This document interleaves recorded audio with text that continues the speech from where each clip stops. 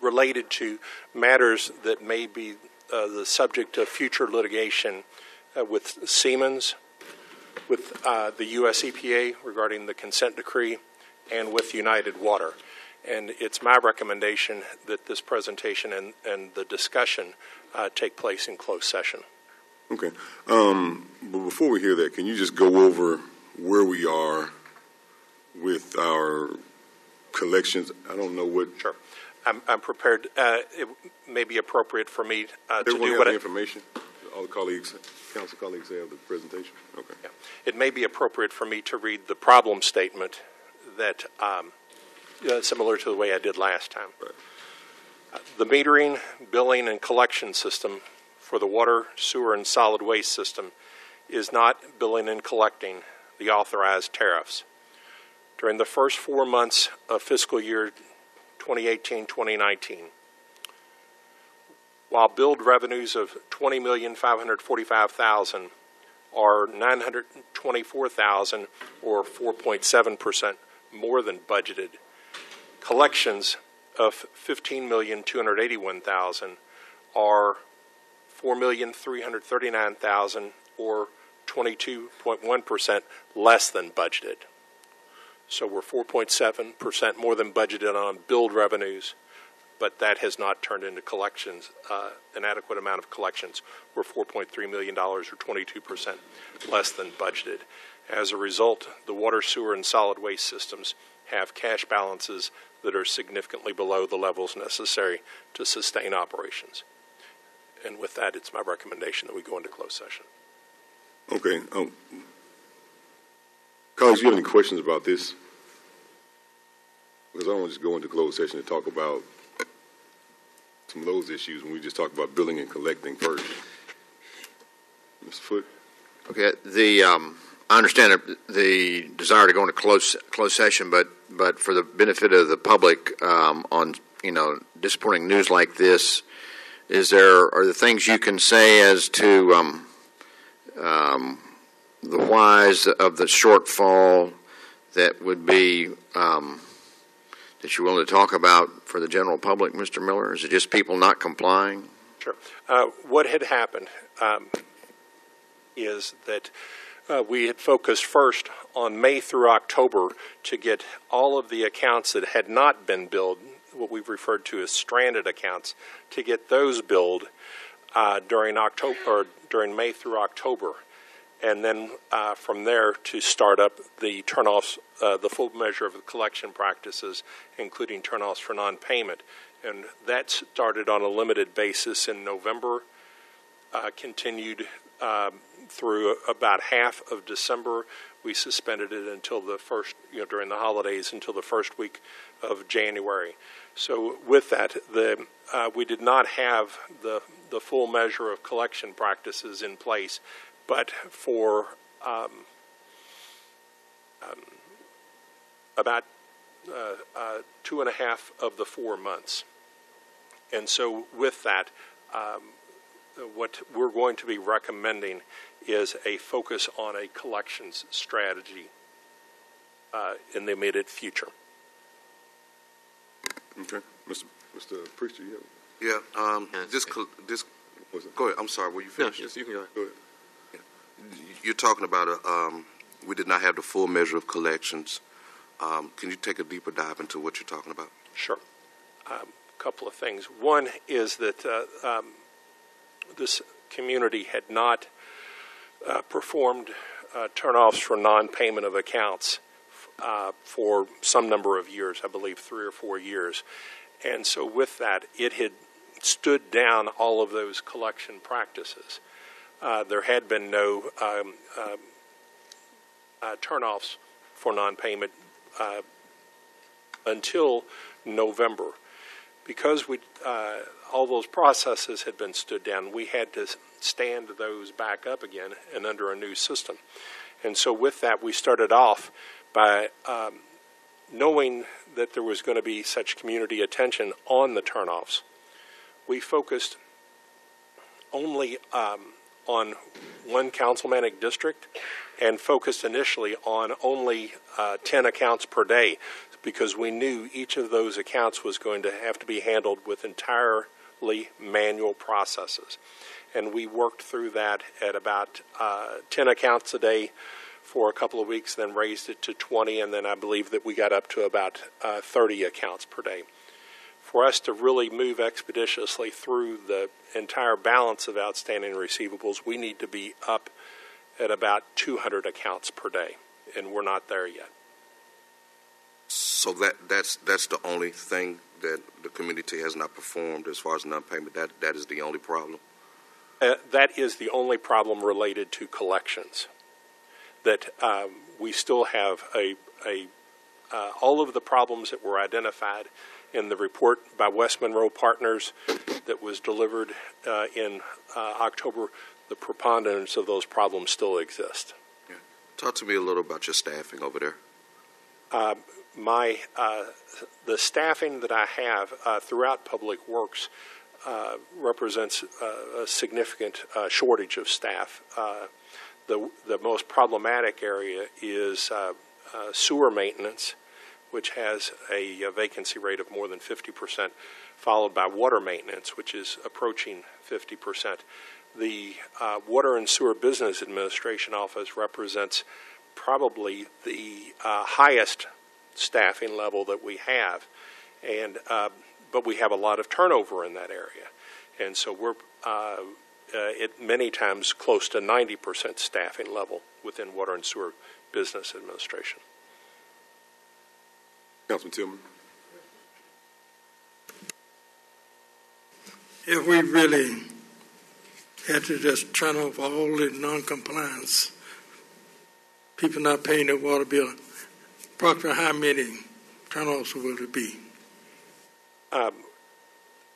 Let me shape your question just a little bit, because there's a number of steps that take place in the collection process on notification that need to take place before we were to turn off. But if you were to ask how many accounts do we have that are currently delinquent, it's approximately 20,000. About 20,000. And so with that, we don't have the workforce available to turn all of them off at once, nor would we want to from a community standpoint. We need to work this systematically to make sure that they have time to be notified. If they have a problem with the accuracy of their bill, to get that bill questioned and perhaps fixed. And if they have a problem with affording the bill, to get that put onto a payment plan. With turnoffs would be the last resort. Okay. Mr. President. All right, thank you. And maybe this is something that we need to discuss in executive session, but in terms of just people going out to do maintenance and, replace batteries, just the basic upkeep of the system in terms of field operations, what's our staffing line in just that slice of operations? Okay. That would probably be best discussed in closed session.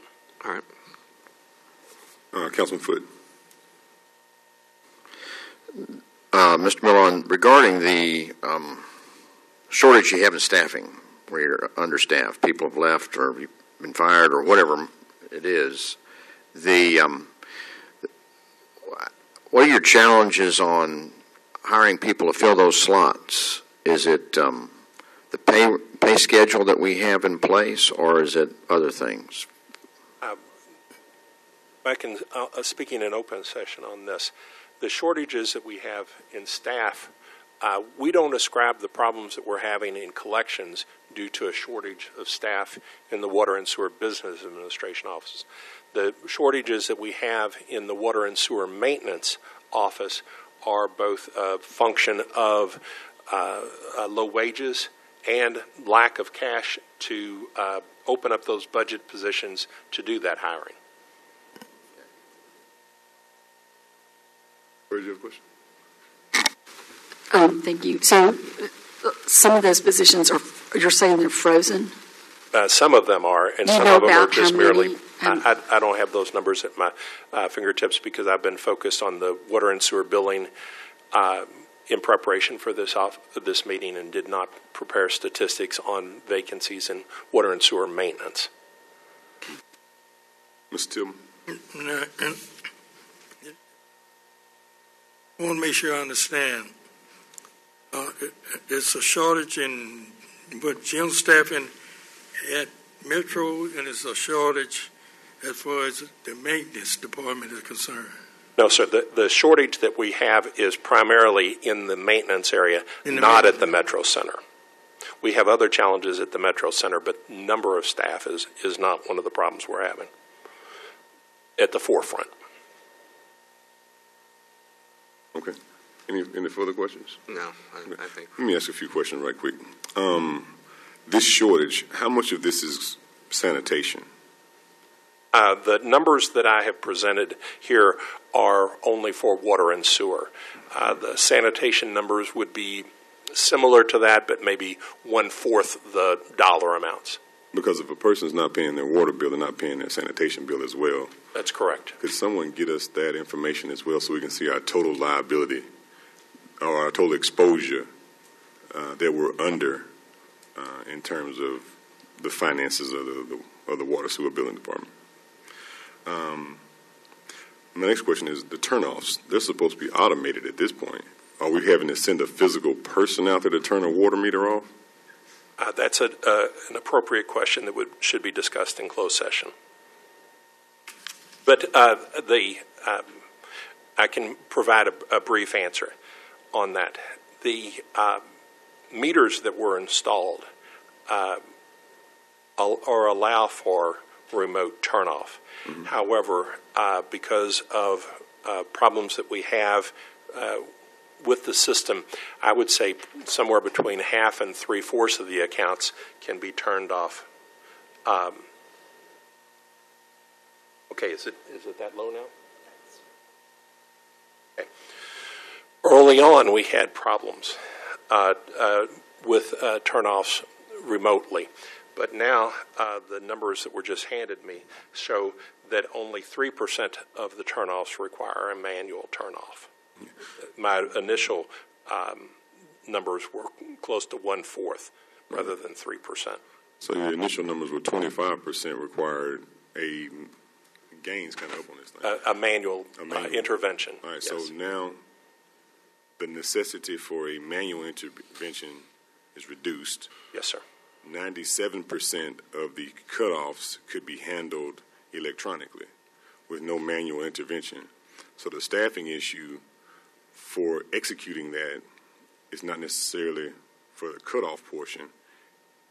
And can you cut on remotely as well? So 97% of the meters can be cut on and off, the ones that are working, right? So 97% of the functional meters can be cut on or off remotely. So the staffing issue, I guess, would be for the folks inside the water department. When you cut somebody's water off, then they're going to come down to the office. When we talk about staffing issues, we're going to not be talking about quantity of filled positions. We're going to be talking about capabilities of filled positions. So training is the issue. Training and performance. Training and performance. Okay. Let me get one more question, Mr. Tillman. All right. At what point, and this may be something for yourself or finance, at what point do we violate our bond covenants with our receivables? I would defer to Ms. Thomas in the budget department for that matter. Okay. Could you unmute Ms. Thomas, please? Oh, I thought you pressed it. I thought you pressed mute. You get some feedback, Michelle. Come down a little bit.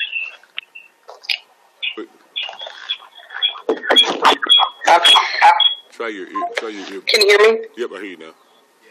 Can you hear me? Because I can't hear you this way. You can't. Okay. So we are focused on doing all that we can to improve the collections in the utility. We have staff. The treasurer is currently working on updating an RFP that had previously been let but was not awarded that will assist with collection services that will circulate internally this week and hopefully be able to release this week that can help us to bring in the cash that is currently already billed. If we can collect 75% of the current aged receivables, then we will be able to meet all of our marks for the current fiscal year. So we are focusing our attention on collections and we'll make every effort to get to that 75% so that there will be no violation of the bond covenants. Except that it is not likely that the utility will be able to repay the $5.288 million to the general fund by September 30th. And that would be problematic because that loan should be repaid by the end of the fiscal year. I can't hear you guys. There's something wrong with the audio. Okay, we'll get a phone in here so you can call in. Could someone in the clerk's office get a phone in here and get it set up so that she can just call in and not your phone, Mr. Tillman. Not your phone, Mr. Tillman. Not your flip phone. Just a stationary speakerphone here so she can call in. I got a question. Mr. Foote? She may not be helping. Could you mute your phone? Could you maybe mute your sound, Michelle? Go ahead, Mr. Foote. Mrs. Thomas mentioned aged receivables, that if we could collect 75% of them, I believe it was. Does anybody know what that number is? That aged receivable number is? Is it on here somewhere? I don't see it. And that's what I was asking for, a specific number, because if we don't hit a certain number in collections, it will automatically trigger some actions. We don't even want to go down that road. Okay. I have numbers from last month that had there's a mix of active accounts and inactive accounts. The difference between an active account and an inactive account is an active account is currently receiving water service in the name of the customer that's on the bill. An inactive service is the name of the customer on that account is no longer receiving a water bill. And so with that, we had total outstanding receivables of $52.3 million. Now, that's historic receivables, right? Yeah, that's for active accounts. Then there was $57.5 million for inactive accounts. I'm sorry, how much? $57.5 million for inactive accounts. And with active accounts, the collection practices that we can use include turn-off of service. For inactive accounts, we have to resort to use of a collection agency for that. Mr. President? This might be getting into the weeds, but is it accurate that the department doesn't have current phone numbers for everyone that has an active account? I would say that that's true. I don't have percentages on that, but we have phone numbers for those customers who have given them to us and haven't changed them. You know, because I think one of the maybe the low-hanging fruit in terms of collections would be telephoning people. I know we are focused a lot on shutoffs, but you know, people get calls from every other creditor. I would think I'd like to see us try to make phone calls to our customers.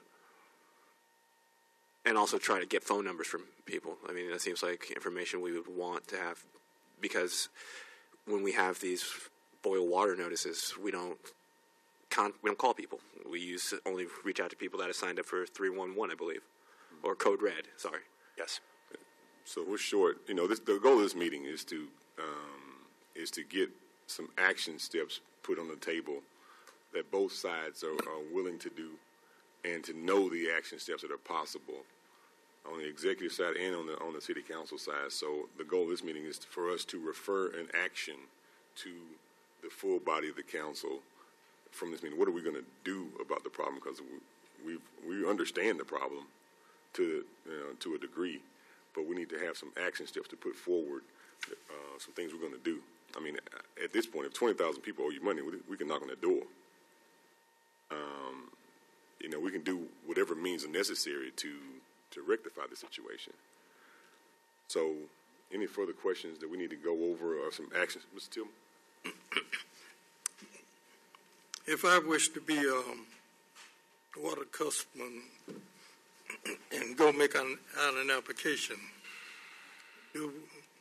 as far as communication back with me if there's a problem, do I get a phone number, an email account, work number? What do I get? While we gather that much of that information during the application process, the official communication process as far as delivery of bills and delivery of notification of delinquency is done through U.S. mail. Mm-hmm. But in case there's a problem, how do I communicate back to the customer? The methods that we use right now are through the mail. We have a interactive voice response system that we're working to stand up and get connected to this system, and so we will have those modern capabilities shortly, but we're not using them at this time. Mm-hmm. Now, if we had to communicate with the public on what the real problem is and what steps that we intend to take, what would a fair statement be to the public? What a fair statement would be to the public is fairly straightforward. That we have worked diligently to get every customer a current bill. We believe that those bills are accurate. If the customer believes that the bill is not accurate, we want them to contact us and discuss what they believe is not accurate so we can work to fix it. Again, we believe that we've given them an accurate bill. If they believe it's an accurate bill but they have problems paying it, we want them to contact us so that we can work out payment arrangements. But if the bill is accurate and there's not difficulty in paying it, then we expect it to be paid. And if it's not paid, and if we don't hear from the customer, we will pursue the full measure of collection practices, including turn-off for non-payment. Mm-hmm. Now, my last question. From the beginning of dealing with this contract with Siemens, training always was in the conversation, ongoing, training, because it was a new system, and none of our people had used this system, so we knew they had to be trained. Not only that, there were going to be some new services that would be needed, and they need to be trained on that type of customer services. Now, we're still talking about shortage and training. We also, in a conversation since you've been here, talking about working with Hines Junior College and helping us train some of our people. Have we seen any prospects, or have we hired anybody and sent them to Hines to go through any type of training? We have not yet engaged Hines County Community College for this. And on the matter of training, because that training is an element that also involves employee capability and employee willingness to perform, I'd like to keep the remainder of my remarks in closed session. Mr. Banks? Yeah. Thanks. Yeah, I just want to make sure and bring to the attention of my colleagues, this is and I know that everybody understands the seriousness. What becomes problematic is that we're not talking into detail as far as the solutions that can bring not long-term fixes, but some immediate fixes. Hear my overall analogy. We're at the front of the train, and we're about to talk about this wreck because we're about to derail. And all the folks, which are the citizens of Jackson at the back of the trail, about to fly off this track with us and don't even know. And, so I wish we could be more pointed and talk to some of the issues and not around them. The biggest concern is we're not going to be able to pay this $5.8 million back. And that is but one of the concerns, and I'm willing to go into much greater detail, but I believe it is in your prudent best interest for that discussion to take place in closed session. Okay. Mr. President? With regard to the delinquency percentages, do you have a breakdown of how much of that is with residential versus commercial accounts? I do not have that at my fingertips. I do have access to that in the office, but the preponderance of it is with residential accounts. Okay. Let me ask this question. We proposed a minimum charge a while back. I'll give you an example of what that would look like. Just for having access to a water treatment plant, you will be charged this. Just for having access to a wastewater treatment plant, you will be charged this. Based on the size of your meter. So if you're a residential meter, your just basic access to a $100 million water treatment plant would be X. Just for having access to a wastewater plant, your basic charge would be this. And then also coupling that with your sanitation, which is $21.40. Has the administration looked at that to see what that would look like or what those costs will be? Because I believe we need a stabilizing point that everyone will know. Just for having a water service connected at your home, you're going to get this bill every month, whether you use water or not. Councilmember Stamps is describing what is typically referred to as rate design issues. Mm-hmm. And the reason why that is critically important is in a water and wastewater system, the cost structure is about 90% fixed and 10% variable. Then when you go to design rates, you can have anywhere from 0% fixed and 100% variable to say up to 30% fixed and 70% variable. The reason that rate design question is so important is that you have to balance competing interests. The more fixed portion of the rate, or the more portion of the rate is fixed, the more rate stability that you have. However, the more portion that is fixed, you run into affordability disparity issues for low-income customers and their ability to control their bill by minimizing their consumption. Assuming that some large portion of the bill is fixed, even if they reduce their consumption to near zero, they still have a substantial amount. To answer your question, this administration has not done a deep dive on that. The rate study was done by the previous administration. However, as we prepare for our long-range financial plans, that issue is very much under consideration and discussion and would be very appropriate for consideration by this council. The reason we brought that up over year after year is that we're talking about stabilizing a department that's vitally important.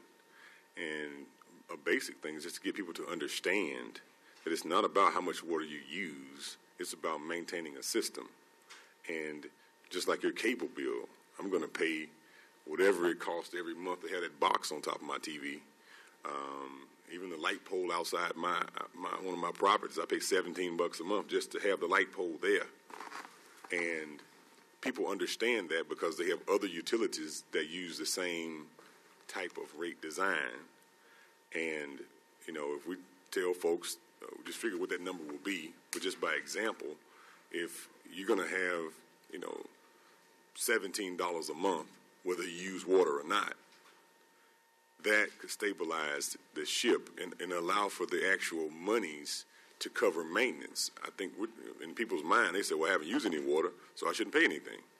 And we need to change that piece so that people have a good understanding of what's going on here. Ms. Foote, did you have a response to that? Only that I certainly agree. Okay. Ms. Foote. Thank you.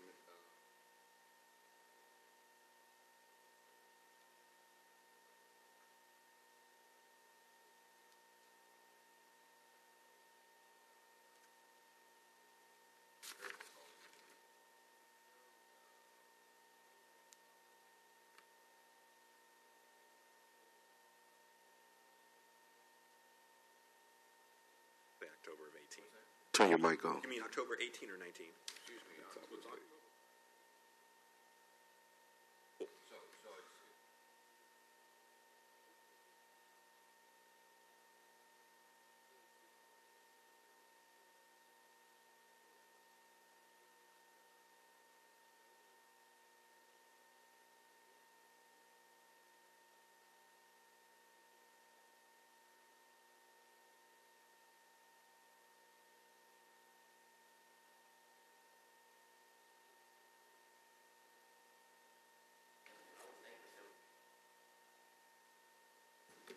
Sorry, didn't have my microphone on. I apologize.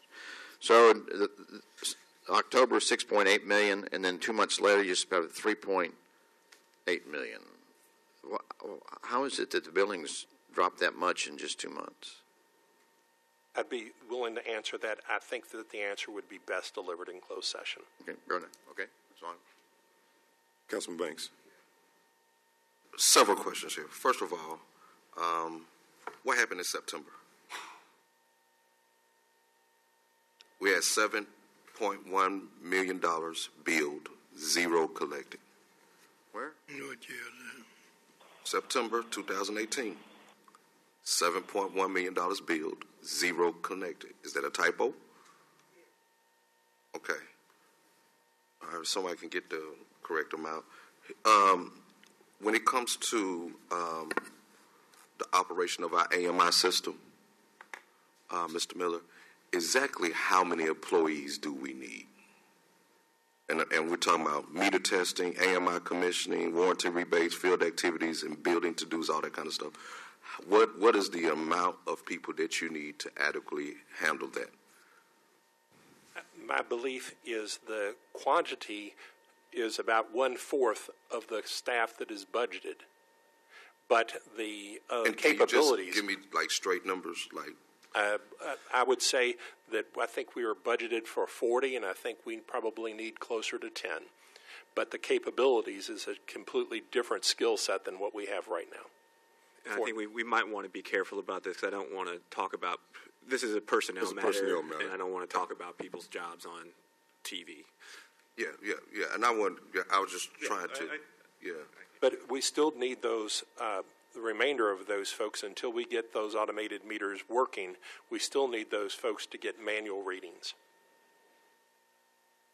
So this is just an open question.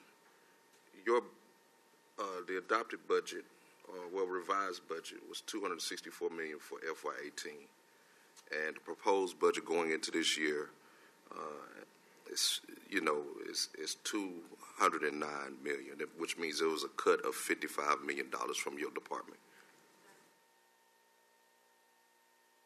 Okay, and I just want to get down to. Hold on, we should let her be on the microphone if she's going to chime in. That's all funds, construction projects, streets, sanitation. There may be some projects that were going on last year that's not going on this year. How much of that cut will affect or has affected where we're not able to perform when we're dealing with that AMI and all of the other kind of stuff? I would not ascribe any of the budget reductions as having affected our ability to collect these bills. Let me ask one more question here before we go into executive session. And this was from Ms. Thomas. If the Water Sewer Department is unable to repay the funds from the general fund,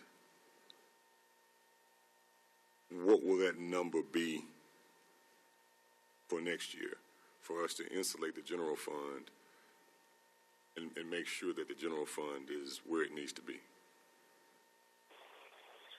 The general fund, can you hear me? Yes.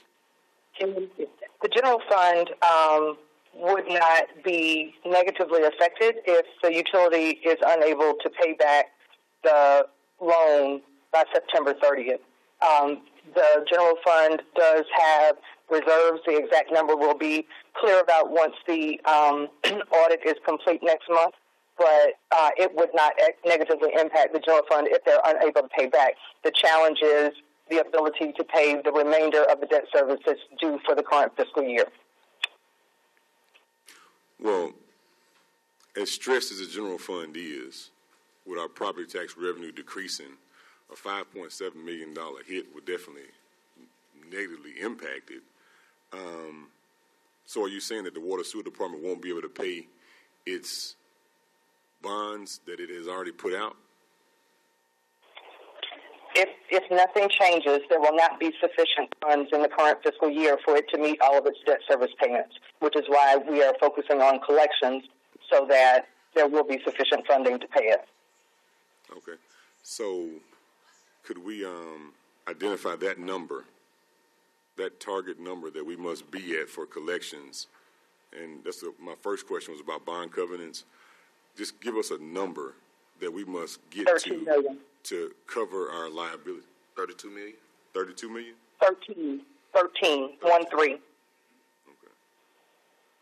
And then couple that with our operations costs so we can just have this is how much revenue needs to be in the water sewer fund collected and in the bank every year, this year, to maintain operations. That's what I'm trying to get to. Is what is that number? $58 million. It's a total of 50, right. And it's essentially $5 million a month. Okay. 58 million. And on our current trajectory, we're going to hit what number for the year? 45. Okay. All right. Okay. And we have 1, 2, 3, 4, 5, 6. And we have 8 months to go. So in those 8 months, we have to cover that ground at a minimum level. That's correct. Now, we need to exceed that. That's why I want to just be clear of what the target is so that whatever action that we leave this meeting and propose, it covers that target. Does everybody understand the goal here? Okay. All right. Any more questions or comments that need to be made so that we, about where we are? No. Okay. Mr. Blaine? Okay. Okay, at this point, we'll entertain a motion. I move we go to executive session. I move to go to executive session to discuss matters of potential litigation, also personnel matters. Second. It's been moved and seconded to discuss going into executive session to discuss matters of personnel and potential litigation. Any further questions or comments? Hearing none, all in favor? Now we entertain a second motion.